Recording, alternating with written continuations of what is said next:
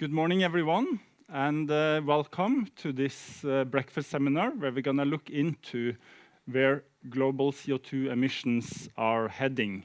Welcome to all of you here at Kulturhuset in Oslo, and also to all of you who are following us online. My name is Kårstein Maaseide. I'm Department Director at CICERO Center for International Climate Research. And today I have with me 5 of our researchers, and they are loaded with knowledge and data and graphs and charts and some explanations to those charts that they are eager to share with you. So what we will look into today, a lot of what you will see is data that is from the global carbon budget, where the estimates for this year were launched last week. But we will also look a bit into the Emission Gap Report that also was recently launched about how much nations must cut emissions to stay within climate targets. And then towards the end, we will have a little conversation up here with a few of the researchers where we're going to discuss what this means for both the ongoing climate negotiations during COP in Baku, but also for setting renewed climate targets next year. So, without further ado, I would welcome to the stage Glenn Peters, who is going to talk about the global carbon budget for 2024. Please, Glenn.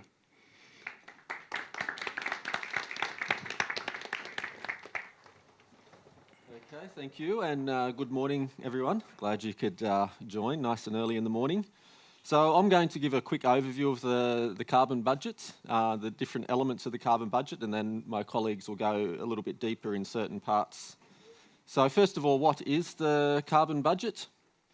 So this is our sort of standard figure, or one of our nice figures of the global carbon budget, and it shows the sources of carbon into the atmosphere and the sinks back out of the atmosphere. So we put fossil carbon and land use emissions into the atmosphere. Some of that is taken up by the ocean, some of that is taken up by the land, and the leftover part stays in the atmosphere. So why do we do this exercise? We want to try and figure out, have we captured all the sources and sinks? Is there something that we are missing? Are we double counting something? Do different data and methods agree? So in some of these estimates here, we use observations, sometimes we use models, and then we try and understand if they match, and so on. And when we can understand what's going on here, then we can start to attribute and do some modelling and so on. So, for example, is the land sink changing because of climate change or for other reasons, and so on. So this is just a summary figure, but behind it is a lot of data. Just quickly, this year there were 119 people involved, 86 organisations from about 20 countries, so it's quite a big effort, and there's lots of, probably thousands of people in the background taking measurements, working on boats, collecting data here and there. There's 3 of us directly involved from CICERO, who you will hear today. So Robbie will talk about fossil emissions, and Jan Ivar will talk about Chinese emissions. And we'll also have a presentation from Shivik on the Emission Gap Report, and Stefan will come up later for the discussion. So, what are the key results this year? Looking at that figure, in total we put about 40 billion tonnes of CO2 into the atmosphere, which is another record. On the good news side, if you want to call it that, the land sink still takes up about 30% of our emissions, and the oceans still take up about 25% of our emissions.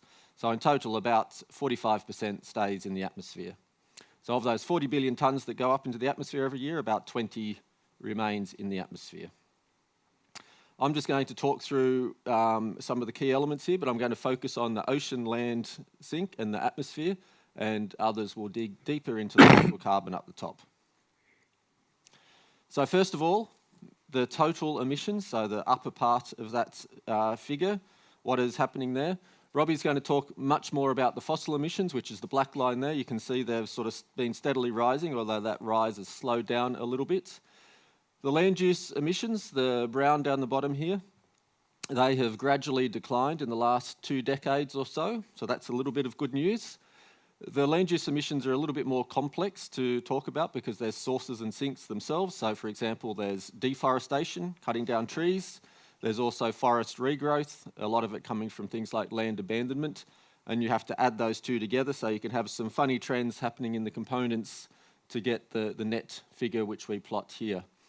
So there's been a slowdown in deforestation generally, but if you look a little bit closer at the end there, you'll see it's ticked up in the last few years. It's quite uncertain what's going on there, but that sort of slowdown the decrease in deforestation seems to have slowed down a little bit. The forest regrowth, there's longer timescales there. From a tree, when it starts growing, it takes time to grow faster and faster, and then it reaches some sort of steady state. The regrowth component has also started to slow down a bit, but that's probably just time dynamics. So when you add the two together, there's still a little decline in net land use emissions, which is sort of good news. So not brilliant news, but when you add the slight decline in land use emissions and the slight increase in fossil emissions, the total emissions, the red line at the top, are sort of flat. And you might have heard people over the years saying that total emissions have flattened out. So that's what that's referring to, although if you look at the last 3-4 years there, you see there is a bit of an uptick in the last few years. In 2024, total emissions went up about 2%. The land sink is shown on this figure in terms of gigatons of carbon. The first thing you will notice is it bounces up and down a lot. It's very variable. That's because the land sink is quite sensitive to things like temperature, precipitation, and so on. Overall, the reason the land sink is increasing is basically because of CO2 fertilisation. So we've burned a lot of carbon, that's put CO2 into the atmosphere. Trees love CO2 generally, and so they grow a little bit more and take up carbon. That's what's driving the land sink. The variations there primarily driven, or the biggest driver is El Nino. In 2023, you can see it dropped down quite a way, and that is because in 2023, there was an El Nino. There's a little bit of an El Nino also at the start of 2024, although that sort of slowed down somewhat. We're moving to what's called neutral conditions, so we expect the land sink to recover somewhat in 2024. If you look a little bit closely, you'll see the land sink has levelled out a little bit in the last few years. I'll come back, well, the last decade or so, I'll come back to that. The ocean sink, not as dependent or not as sensitive to things like temperature and precipitation. And you can see it's been increasing sort of in line with emissions. The last few years, there is a slight decrease in the ocean sink. There is some discussion, is this due to climate change or is this just variability? Ocean is much more complex. You have winds, for example, shifting water around, which then changes circulation. And so just because of longer variability scales, you can get a decrease in the sink. So it's not necessarily climate change which is causing that dip, although we expect a relatively strong sort of recovered sink in 2024, although it's quite uncertain. So we put the CO2 into the atmosphere, the land takes up some, the ocean takes up some, and we're left with what remains in the atmosphere. This figure shows how much remains in the atmosphere in every year. Again, this is quite variable. That's because of the land sink being quite variable because of things like temperature and precipitation. In 2023, because there was an El Nino record emissions, the increase in atmospheric CO2 was close to a record. It wasn't quite the highest. It was higher in 2016, for example. In 2024, we also expect a relatively high increase in atmospheric concentrations, probably something like the 5th highest. And as you can see again, the last 10 years there's been a bit of a slowdown. So this here puts all the figures, all the different components on one figure. And you can see, and I've mentioned a few times, the ocean sink has slightly slowed down in the last decade. The land sink has slowed down a little bit, and so has the atmospheric increase. Is this climate change? Is this to be concerned about? Yes. However, emissions have already slowed down. Have also slowed down. So maybe these changes are in line with the slowdown in total emissions. One way that we look at this is to take the ratio of the two different numbers here. It's called the airborne fraction or the ocean fraction. So how much of our emissions, what share of our emissions remain in the atmosphere? And here I've plotted that, and they have remained remarkably stable over the last 50 years or so. So even though we put more and more CO2 in the atmosphere, the land still takes up about 30%, the ocean takes up still about 25%, and about 45% stays in the atmosphere. So even though you saw in those figures there is a bit of a slowdown in the last decade, that's not obvious in this figure as plotted here. That doesn't mean that it's not climate change. We do know climate change is having an effect on these sinks, and we have we do estimate it in the carbon budget, but in terms of the big aggregate global scale, you don't really see it in these figures here. And just to finish up, there's loads of data, loads of figures, most of them put together by Robbie, who you'll hear from in a minute. And please use those figures. They're available for use, and you can follow those links. But now I'll hand over to Robbie to discuss fossil emissions.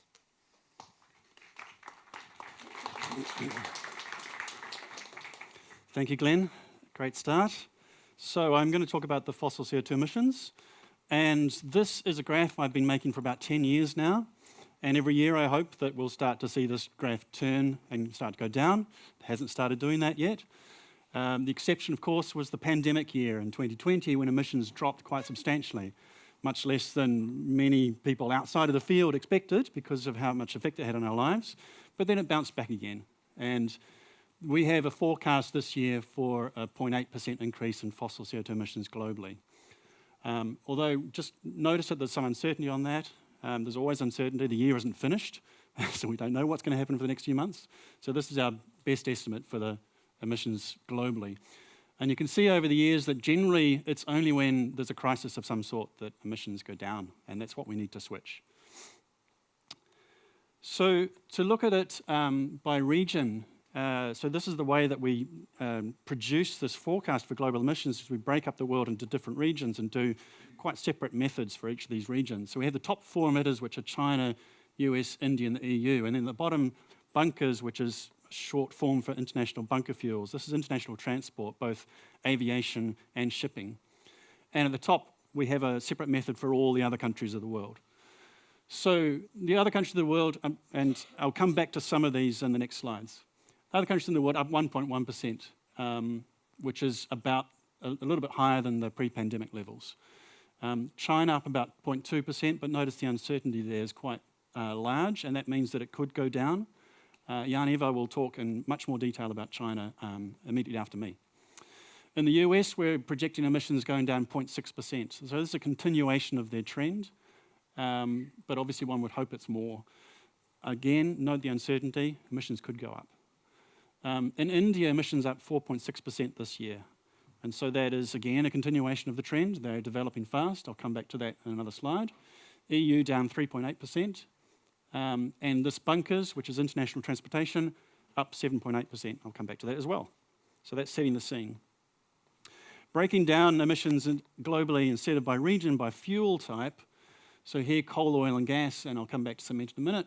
So coal, you can see that it's been growing, but it's a very small growth this year. You can see a lot of growth during the 2000s, that brown line, and that's really reflecting directly what happened in China during that period. Oil, you can see the very big dip in 2020 because of the pandemic, and especially with international aviation. Borders were closed, international aviation dropped like a stone. And so that's the main reason for that. And then, of course, we didn't drive as much for lockdown periods. That's basically recovered to almost the same level as pre-pandemic, up 0.9% this year. Natural gas up 2.4% this year. There's really no sign of that turning. That's almost a straight line going up from the 1960s. And there is more and more natural gas coming online in the world, more and more supply. There's really no sign that that's going to turn around soon. Cement emissions is a separate category because this is not about fossil fuels. This is about a chemical process that breaks down carbonates, calc. And so we have that as a separate category. That's down by 2.8% this year, and that's entirely reflecting the situation in China with the real estate sector, which has gone from boom to bust. And so they're building a lot fewer apartments and so on. So for the US, keep track of time. There's a lot to say about what's going on here and a lot about the history of the US emissions since the 1960s. But if we just focus on what's happening with the coal and natural gas there, which are the brown and the blue lines respectively, and there's an inflection point in the late 2000s where both of those lines changed direction. And so coal was steadily increasing through to the late 2000s, and then it's just fallen off a cliff. And that is exactly the same process as natural gas being flat and then going upwards at the same point. And this is because of the shale gas revolution in the US with fracking. Hydraulic fracturing has opened up an enormous extra supply of natural gas to the US market. So supply has increased dramatically at low prices, and that has meant that it's cheaper to produce electricity with natural gas than with coal. So coal is outcompeted, and so coal-fired power stations are not only producing less, but they're closing down, retiring at a rapid rate. And we see for the next 5 years out the announcements of companies, so not about policy, but companies saying that they're going to retire this coal-fired power station and that one, or convert them to natural gas-fired power stations. That trend will continue. But natural gas emissions continue to go up. But the increase in natural gas emissions is less than the decrease in coal because it's more efficient to produce a kilowatt hour of electricity with gas. Turning to India, India, of course, is entirely different to the US. It's a developing economy, and it has a very poor natural gas resource. You can see gas right at the bottom, and half of that even is imported from other countries. So they can't really afford to import a lot of LNG because it's very expensive. So they do import half of it, but gas is a very small part of the picture. Even so, that was up 12% this year. So that's going to start to increase as India develops a bit more and can afford to buy the LNG on the international market. They also import about 3/4 of their oil, so that's expensive, and so that's low. But domestic resource is coal. Emissions up in coal 4.5%. The Indian economy grew at about 8% last year and is probably over 7% this year as well. So it's growing very fast, and that means high demand for energy. For the EU, there are some similarities with the US, but the drivers are quite different. So in the US, it was all about fracking and the market. And in the EU, is a lot more is about policy. And so we have direct climate policy like the emissions trading scheme, which sets a price on emitting. But then we have other policies like local air pollution for soot and sulfur dioxide and things like this. And we have policies on state subsidies and so on. And all of these different policies disadvantage coal. Coal is dirty in every respect. So there's a lot of things that have been driving coal down in the EU. Natural gas is not increasing as it is in the US. And in the last few years, you can see that decline. And this decline in the last few years is about Russia's full-scale invasion of Ukraine, which of course has dramatically increased the price of natural gas in the EU, which means they're consuming less. So that's not necessarily a long-term signal on that blue line there, whereas the brown line with coal will continue to go down.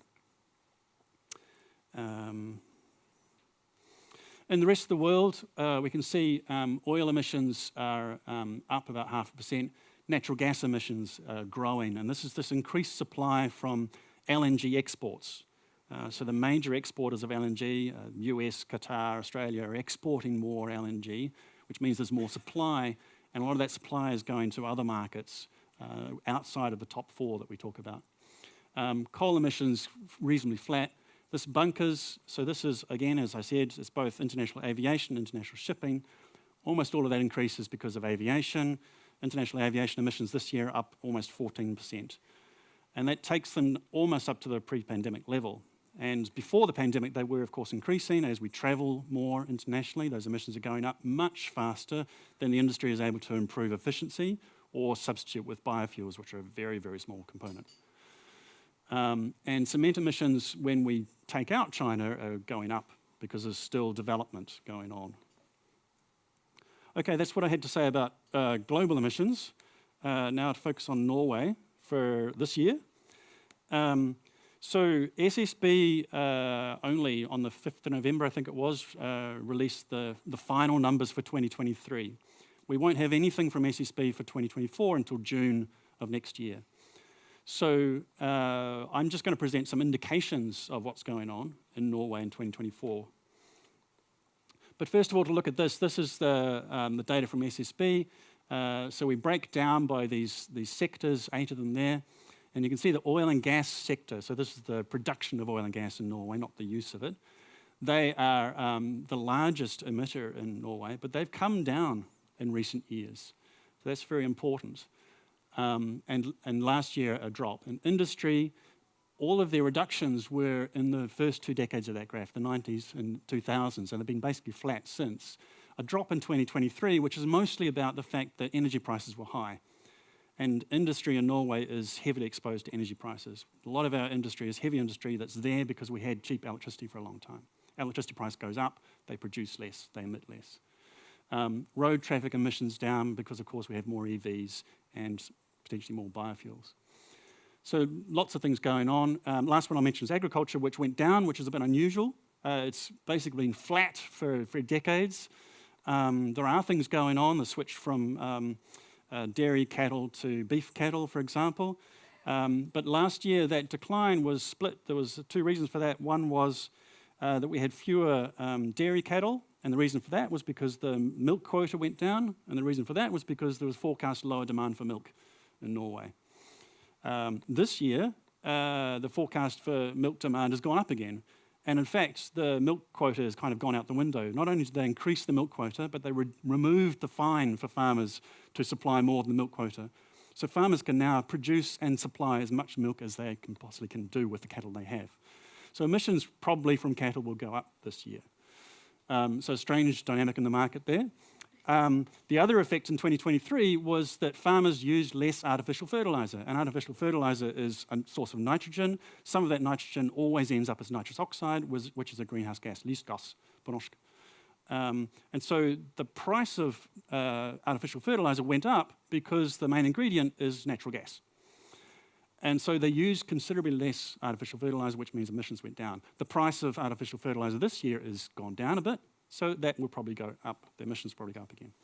All right, I have to move on quite quickly. The oil and gas sector. So we don't have solid data for what's going on within the year, but I make these estimates based on site-level consumption of different fuels by, for example, Gina Krog and all the different platforms.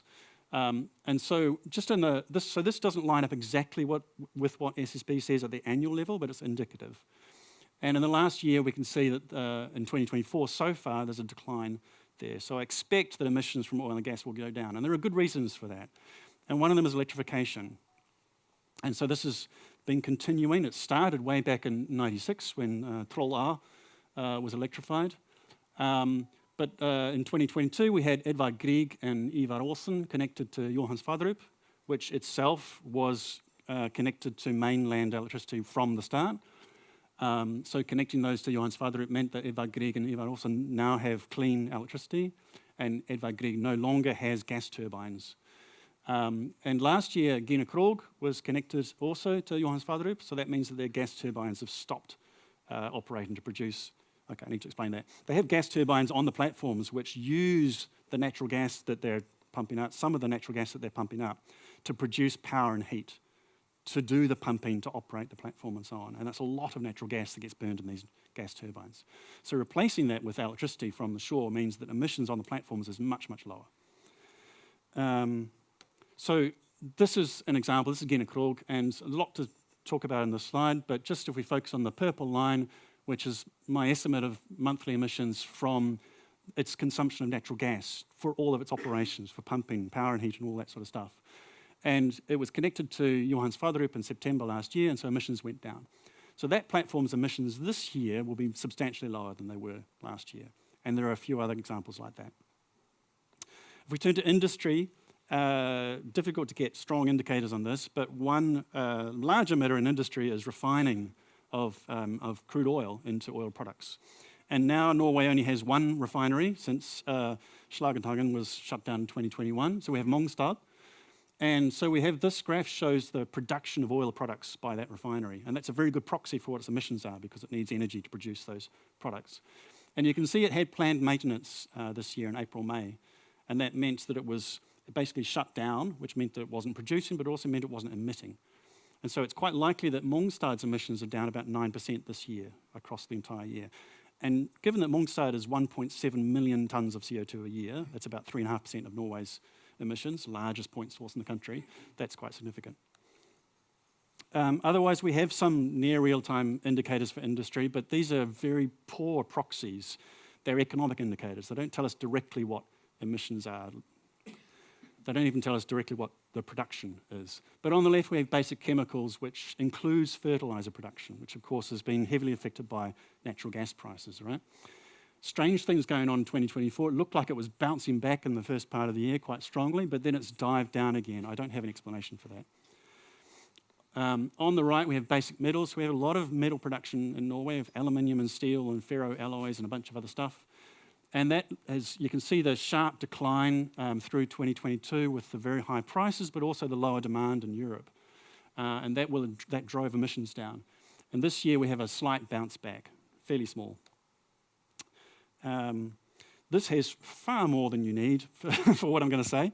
So there's a sector in Norway in the emissions accounts called energy supply, and generally that's quite low in Norway because energy supply is mostly power generation, power and heat generation, right?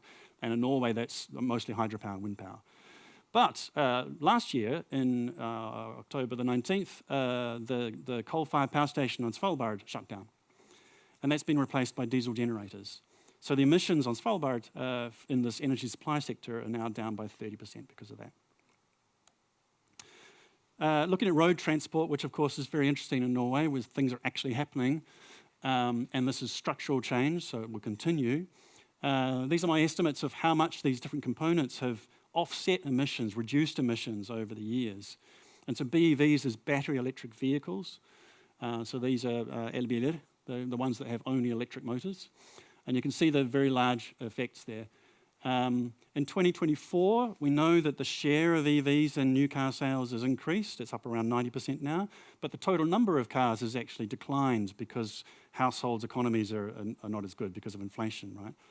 And so the increase in the share of EVs in the fleet won't be as large as it was last year. So the blue bar will go up in 2024, but perhaps by not as much. Plug-in hybrids probably won't change much because we're only selling 5 or 8% of new car sales, and it has a very small effect on the fleet. And biofuels, this will go up because the mandate in 2024 has gone up from 17% in blending, the blending rate, to 19%. And so there's an increase in the amount of biofuel that will be supplied. So that's why we see this enormous reduction in emissions in the passenger car fleet in Norway. But we have to remember that we have other vehicles on the roads. So the road transport sector is more than just the passenger cars. And these other sectors, so the heavy trucks and the vans and light trucks, we're not seeing much change there at all. So there's some penetration of electric in those, but it's much more delayed than we're seeing in passenger cars. So those are just some indications of what we can say about 2024. It'll be interesting to see what SSB say in about 7 months' time. But it looks like emissions overall could be down by 2-3% or something like that in 2024, on the top of 4.7% last year. Thank you.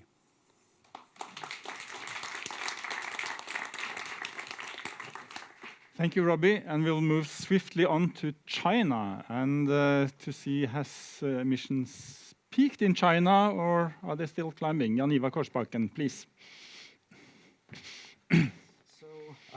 China, of course, has the highest CO2 emissions of any country, which is why we track that as one of the 4 countries that Robbie mentioned. It has some very large emissions. Oops, sorry, that was the wrong direction. Both because it's a large country with a lot of people, it has a large and also very energy-intensive economy, and its energy system is extremely dependent on coal for both historical and natural reasons. So here you can see how that breaks down by fuel. So this year we estimate that CO2 emissions will go up by 0.2%, which within the uncertainty means basically flat, almost indistinguishable from zero. So I'll dive into a few of these lines here, but just to summarize, coal slightly up, but also almost flat. That's mainly from electricity demand growth. I'll go into a lot more detail on that. Natural gas goes up, which it does almost every year with some very few exceptions. We don't really have a lot of sectoral breakdown there though, but it's still going up. Oil is down despite growth in transport. So if I have time, I'll get back to that. Cement down, as Robbie mentioned, from reduced construction. That's been one of the biggest stories the past few years. Renewables aren't on this graph because it's about emissions, but they've had another record year of growth. And despite that fact, emissions have at least not come down as far as we can tell. So there are a lot of opposing trends behind all of these graphs.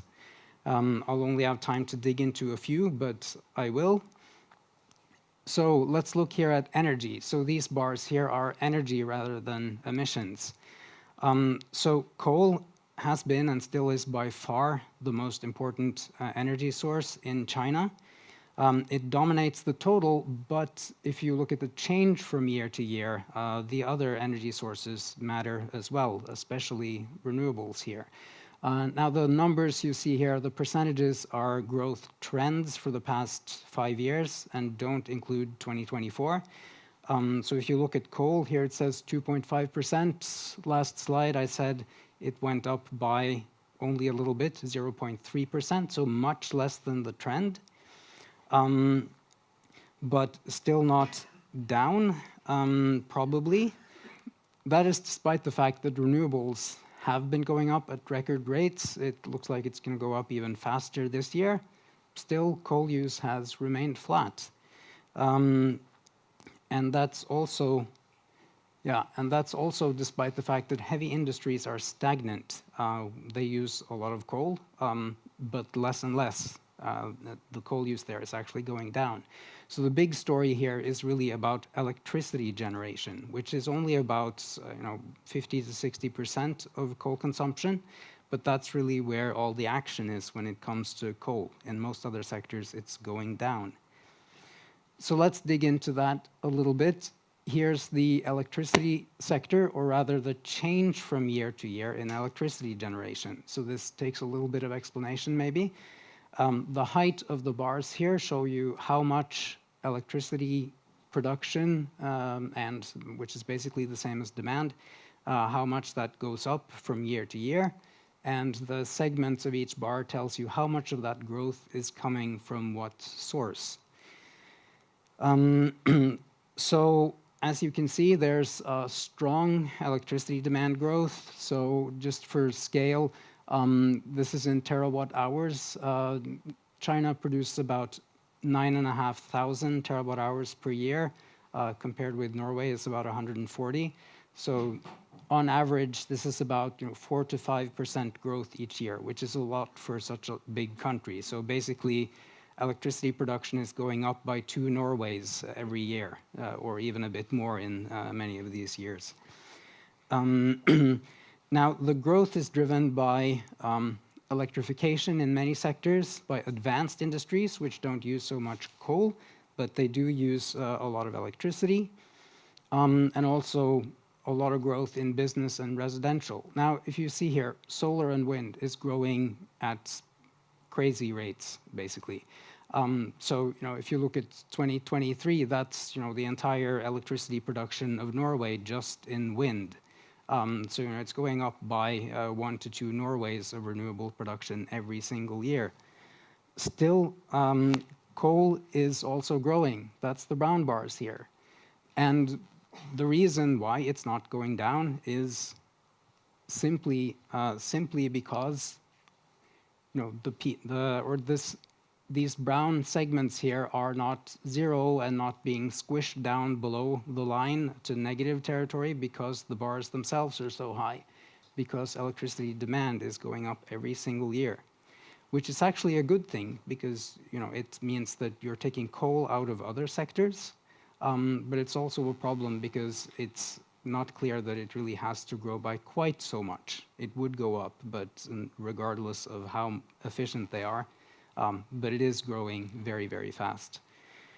So really what's going to decide the peak here is, when does demand growth drop below the growth rate for renewables? And if China really keeps growing renewables as fast, doesn't backtrack on the economic restructuring that they know they have to do and partially are doing, it's very likely that we'll see a peak very, very soon, maybe even as we speak, in the electricity sector and in coal use, and then that'll be pretty close to where you see the peak for total CO2 emissions.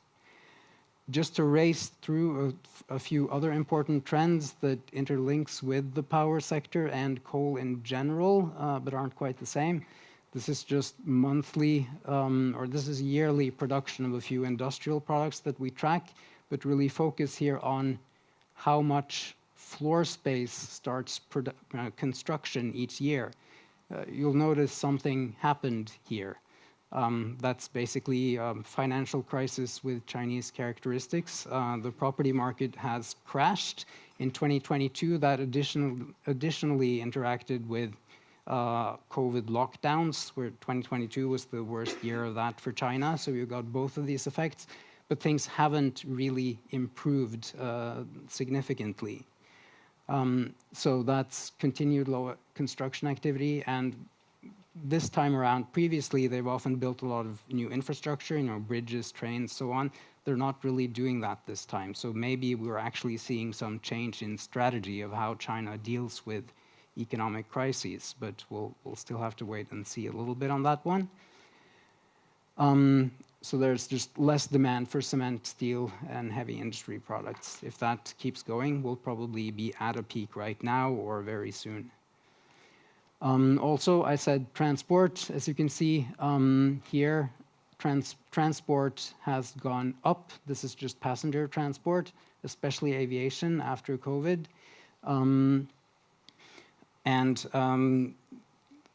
In addition, you have freight, which has gone up as well. So transport volumes are still growing. There's a post-COVID rebound, and there may be a decline in industrial oil demand, but oil is kind of going down even though transport is going up. And this might be that electric vehicles are finally making a dent. We don't really have enough data to say that that's really the reason, but it's a contributing factor. And sales of EVs just passed 50% of personal vehicle sales this year. So they're not quite at Norway's levels yet, but they're getting there for personal vehicles, at least, thanks to strong policy action. But really, again, what really matters the most for the peak, if the other trends keep going, is when does demand match renewable energy growth in the power sector, which we don't know yet, but it should hopefully be soon, which we have said for several years now. So let's see. Okay. Great, thank you very much, Jan Ivar.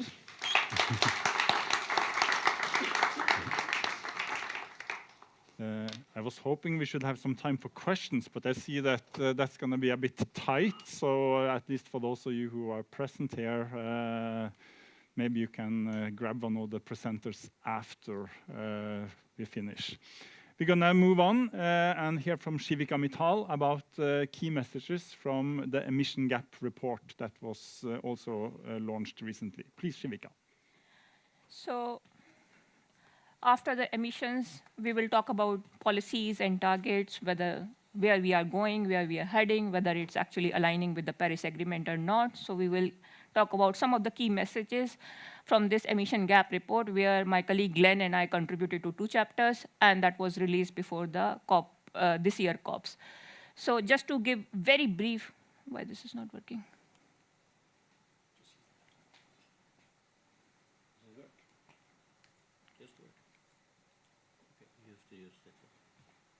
I think so, just a minute. I think so, now should work. No, sorry. Yes, so just not working.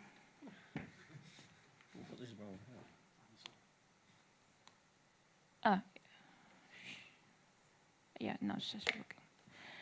So just to give you brief background about this Emission Gap Report. So UNEP has actually started publishing this gap report from 2010, and before the COP, just to give some sort of a guidelines to the policy makers, what is the global status of the climate policies, what are the status of the targets, whether they countries need to actually strict their targets, or what is the status, whether that is aligning with the Paris Agreement or not. So some sort of a initial information to the policy makers so that when they go to the COP, they can actually discuss based on the updated information. So that was the whole idea about this report. So they started, as you can see, they started before the Mexico 2020, and now we are basically right now in the, let's say, several reports in 2024, before the 29 COP. But if you look at the, let's say, headings, it's actually getting gloomy. So you can see in the last reports, the heat is on, the door is closing, there's a, let's say, broken record kind of a thing, and no more hot air. So the messages from these reports are getting gloomy and gloomy. So basically, we can see that things are not progressing in a right direction. So I don't have a good news for you, so just embrace yourself. So if you look at the little bit evolution about these NDCs, and just to give a brief background about the NDCs, in the Paris agreements, country needs to submit, it's like a bottom-up approach. So country needs to submit their emission reduction pledges to the UNFCCC, and that is called national determined contribution. So they are basically try to use the bottom-up approach. Okay, based on your economic capabilities, based on your investments, you can actually come up with the number.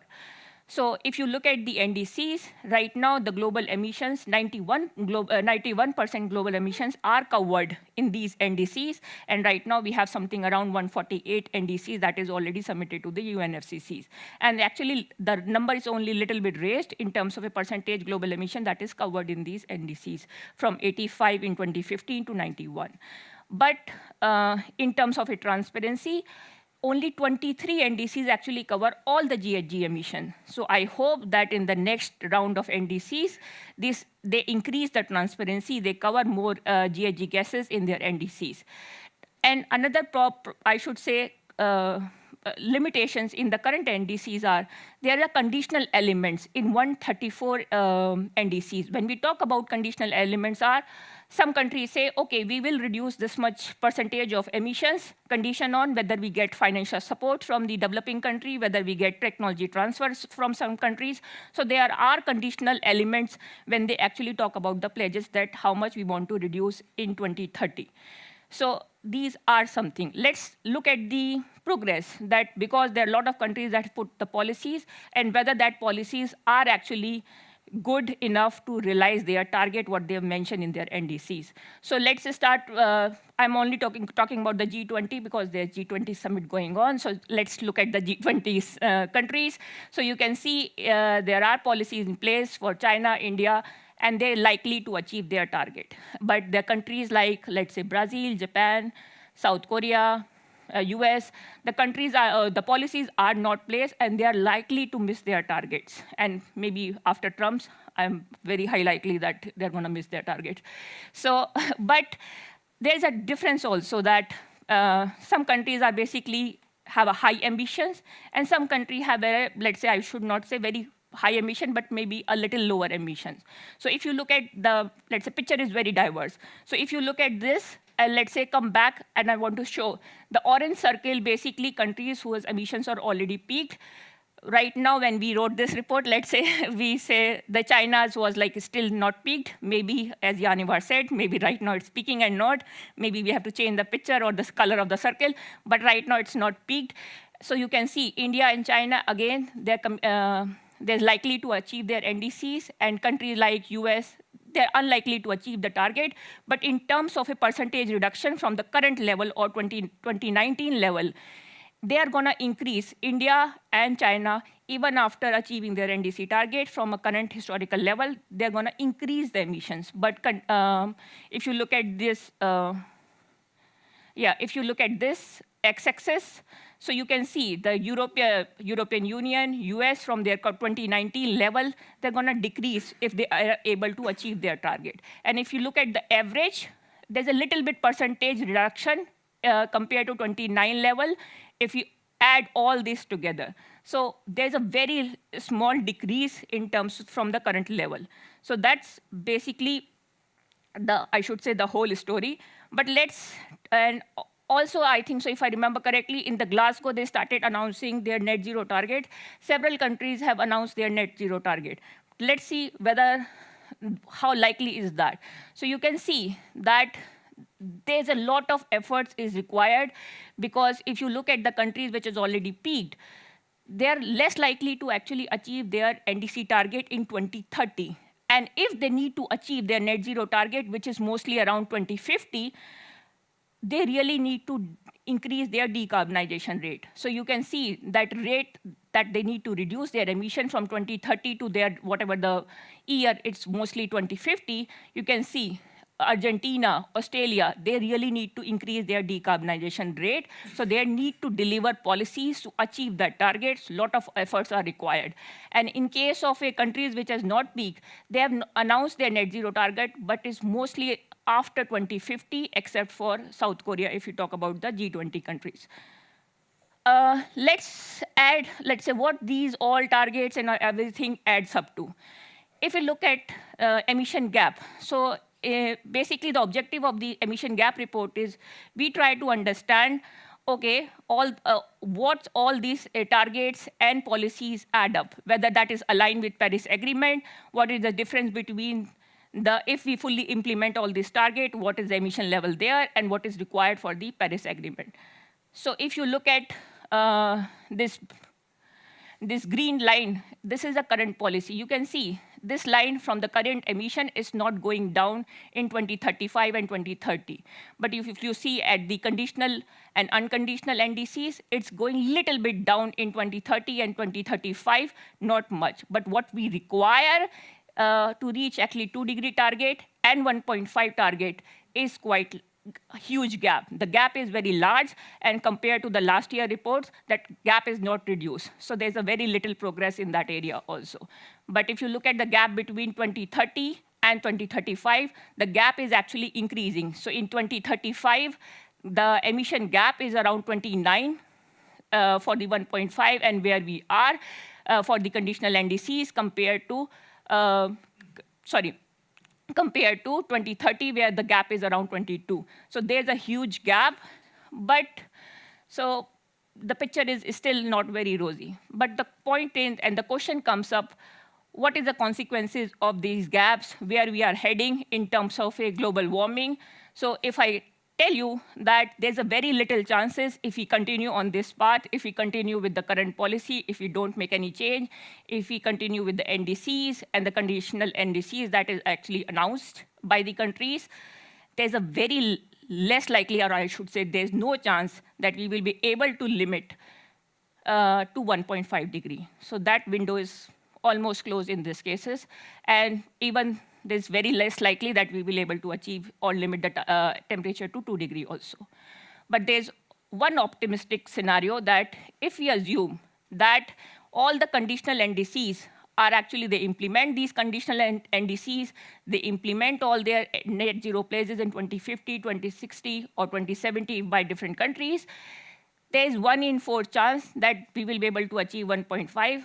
But still, I will not say this is still very optimistic, but we will have, let's say, 3 into 4 chance that we will be able to remain under 2-degree target. So this is kind of a, I should say, little bit good news if we are able to implement all these things, but countries really need to actually deliver policies to achieve this target, which they are lacking. So now the question comes, if we continue, what temperature we will reach? So if you look at the current policy, we will actually, there's a 66% chance we will reach to 3.1 degree temperature at the end of the century. In terms of NDCs and conditional NDCs, the picture is still not rosy. It's around from 2.6 range to 2.8. There's a 66% chance of reaching those kind of a target. Only in the optimistic scenario where I mentioned that you are able to achieve all these conditional NDCs in 2030 and all these net zero pledges in 2050 or 2060 in the long term, basically, I should say, where you are able to limit the temperature to 1.9. So it's below the 2 degree, which is aligning with the Paris Agreement. So this is the only scenario where you can say we will be able to align with the Paris Agreement. But if you look at the current efforts, what the different governments are actually doing, we will not be able to achieve the Paris agreements. So now question comes that there's a new round of NDCs. So in the Paris Agreement, there's a mechanism that countries need to actually update their NDCs. First, in the first Paris Agreement, after first agreement, Paris Agreement, they need to talk about their targets in 2030. Now they need to actually update their NDCs, and that they need to submit their target for 2035. And the deadline for submitting those targets is, if I remember correctly, early 2025. So hopefully, when they submit the next NDCs, they actually come up with the more stricter targets, and they might be able to close that gap. We will have to see that whether that all the next round of NDCs collectively close this emission gap in 2035 or not. Some positive news, you already seen that from the global carbon budget. Some countries are going in the right direction, some are not. So let's see whether they are able to close that gap or not.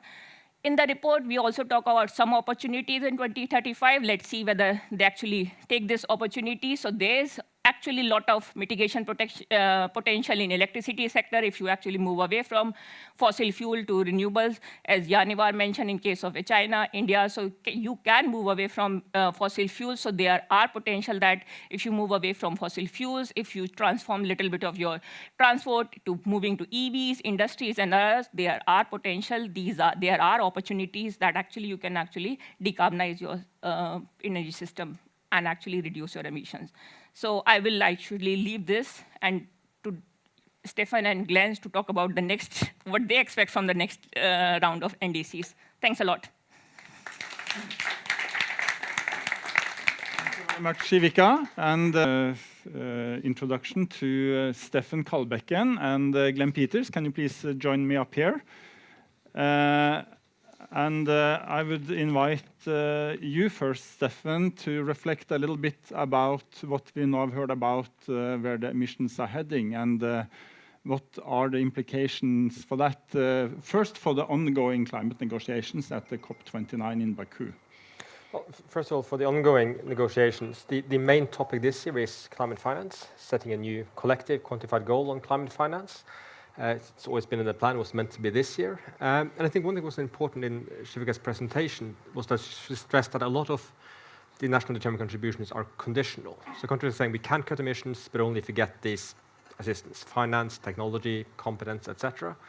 And finance is the core of that. So if we can have an ambitious outcome this year, it helps realize some of those conditionalities. So having a clear new target that's credible would be very important for countries to be able to trust that there is finance, there is help coming, we can adopt more ambitious plans. So what they get this year is absolutely essential to what countries are willing to and able to promise next year when they submit new call them climate plans and NDCs. Yeah, and so next year there is the round of setting new NDCs, and what can we expect or hope from that? Well, again, from Shivika's presentation, I think we saw quite clearly that it's not most of all an ambition gap. Ambition gap means, are the national plans ambitious enough to take us to well below 2 degrees, Paris Agreement target? And they're fairly close to that at sort of most optimistic interpretation. The problem is what we call the implementation gap. Are we implementing the policies we need to reach those targets, and we're not? So above all, it's not a matter of raising ambition. Some countries clearly need to do, but in general, it's not a matter of raising the ambition in the NDCs. They should go up. I'm much more interested in what's inside those NDCs. What policies, measures are they taking to realize those goals? And I think we need to shift the focus a bit more towards that. It's nice to set very ambitious long-term targets, but how do we get there? And I'm not pointing fingers at just China and Saudi Arabia and the countries like that. I'm pointing at them as well, but I mean, Norway. We're not implementing the policy we need to reach our targets. The government just confirmed that with the national budget. So it's quite a big issue and broad that we're not implementing the policies we need to reach our own targets. So what do you think, is there a mobilizing effect in having these goals if the gap between what we achieve and the goals is so big? It's sort of double-edged sword, I think. With the Paris Agreement, well below 2 degrees, striving for 1.5 degrees is extremely ambitious. But I think that raised ambition levels in climate action quite substantially. It sort of changed the conversation. It became this net zero paradigm. It changed the idea that we shouldn't just cut emissions a little bit. We need to go to zero in the foreseeable future. So that was important. A real ambitious target there, I think, changed policies and changed ambitions. National level, if you time and again keep missing your targets by a lot, maybe it's not good for the credibility of the policies. So even though globally it worked quite well to have really ambitious targets, I'm not sure if you miss the target by a lot every time that it's a really good thing. So I'm a bit more dubious when it comes to national level if it's a good idea to have overly ambitious policies.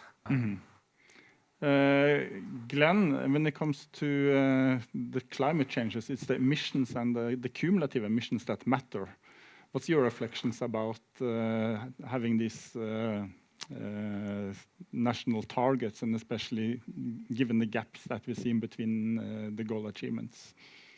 Yeah, so climate is a cumulative problem. So each year that you put emissions into the atmosphere makes it worse, and you basically can't undo that without taking the carbon back out of the atmosphere. So delay is extremely costly, and it's sort of, I don't know, I think there's a sort of a sense amongst many countries, probably many individuals, that it's always something that you can fix a little bit later. Most other environmental pollutants, a bit of delay is maybe not the end of the world, such as with air pollution. You clean up your city the year after instead of the year before, if you know what I mean. Whereas with climate, every year of delay just makes it even harder to make up that ground. So it's not as if you miss 1.5, then, or if you're slow to getting towards 1.5 degrees, then as you progress, then the net zero year sort of comes closer and closer, and it just gets harder and harder. So the cumulative effect makes it delay extremely costly. So from the global carbon budget data that you and also Robbie presented, there was one category called other countries. Is there something that we should be concerned about? Are the new Indias, are the new Chinas coming up that will have rapidly growing emissions, or are they going to be able to make the transition to renewables more directly and avoiding the big fossil emissions that we have seen for other countries? Yeah. But just go first. Yeah, so that's other countries. Good question, Robbie. You should have answered that one. There's essentially 150, let's say, countries there. So we have the top 4, and the rest of the countries are about 40% of global emissions. But there's essentially 150 different stories behind that. There's some countries where there will be good progress or decent progress, and some countries where there's not that much progress. But within that sort of aggregation, you have lots of Southeast Asia, for example. You have Middle East, Latin America, Africa. So there's all sorts of different stories and challenges. I don't think there's necessarily, I don't see that there's another China coming along. Some people say India is going to be the next China, but I think the dynamics are quite different, the context is quite different. So I don't think India will do a China increase in emissions. Hopefully not. And I don't think there's any countries where there is a huge threat in that sense. I guess the challenge is how to, for the developing countries at least, how to integrate development and climate policy together, so you don't develop first and then try and mitigate, but you try and do both at the same time. So that is going to be the biggest challenge in those countries. But of course, in that group, there's also developed countries like Australia, and we love our clean coal. And so there's also challenges there where exactly the same as Norway, there's an ambition gap, but there's also this big implementation gap, which really needs to be addressed. Stefan? I was going to say, for the next few years, I wouldn't be too concerned about what's the next China is. I don't know, Vietnam, Singapore, some other country going to suddenly take off, have really big emission increases. I'd worry about the slowdown of climate policy in already big countries that are cutting their emissions, so US and Europe. US, for very obvious reasons, Trump is going to roll back on policies, domestically as well as internationally, but also Europe. You have the growth of parties that are quite skeptical towards climate policies, will roll back on them. Again, look no further than Norway. So my concern would be for the countries that are currently cutting emissions, will they keep it up for the next 2, 3, 4 years? Or will we see more pushback against climate policy? So it's not just our new countries starting to grow, it's can we maintain emission reductions in countries that have been cutting for the last decade or more? So we need to wrap up soon, but to just give you some few final words, and we should end on the note of hope. So what hopes do you see in the material of the global carbon budget, and what hope do you see in the policy space? Maybe Glenn first. Yeah, so I've been in Norway a little bit too long, so I'm going to come up with a Norwegian analogy. And you're climbing the mountain, and you know the mountain's steep and the top is a long way away, but then finally the mountain starts to bend over, and you can see the top there. And then you keep going, you're a bit boosted in energy, but you get to the top and you see actually the top is over there. And so you keep going again, and we're sort of getting to the rise again. You know, will it actually be the top and we see the pathway down, or is there another little peak coming? So I guess the top must be very close, but we can't quite see the down path yet. Great, thank you. Well, I think the best news for policy is that it's not all policy-driven. It's also about markets, technology, what people want, companies want. You saw that last time Trump was elected, there was a big sort of upwelling of state-level, city-level initiatives, other countries stepping in. So I'm expecting to see a lot of that. And also just keep in mind that the cost of renewables keeps falling. They're competitive, so policy isn't going to change the rollout of renewables, electric cars, etc. So those market forces pushing us towards decarbonization are stronger than they were 8 years ago. So it means policy, maybe the news aren't great, but policy isn't everything. The economies are still changing, and there are trends that are moving in the right direction, even in the absence of policy. Great, thank you very much, and thanks to all of you who came here. We still have coffee and some food left, so if you want to hang around and grab one of the presenters afterwards for a chat, then I hope that some of you can stay behind. Otherwise, thank you all for coming, and we will publish the recordings of this seminar also on the CICERO websites. Thank you very much.